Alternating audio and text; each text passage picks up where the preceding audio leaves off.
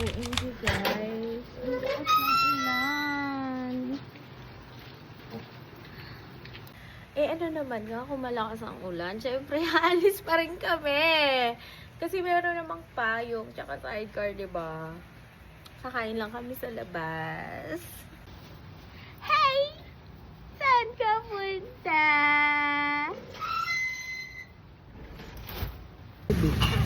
Para ang adik. Para tayo may kasamang ano. Ano ba yan? Kakauwi lang. Galing Canada.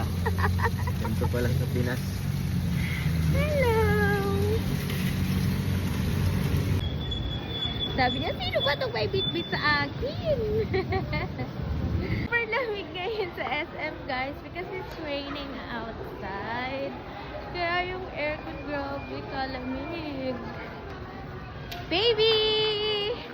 Hello! Hello! Ano na lang sa akin. Ako. Ako na lang sa'yo.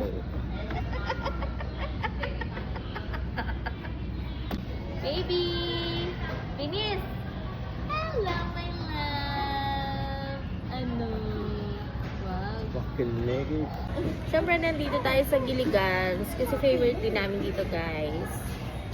Sulit 99 meals. Pero syempre, in-order namin, hindi naman 99 pesos. Dalawang order kami. Dalawang order kami ni sir. Kasi, baka matatakaw, syempre.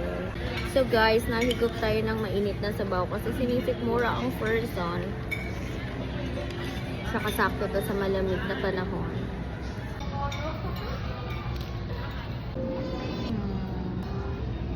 Busog na mga persons. Bebe! Parang masarap mag-coffee, no? Going home. Magkakape pa sana, but calling of nature.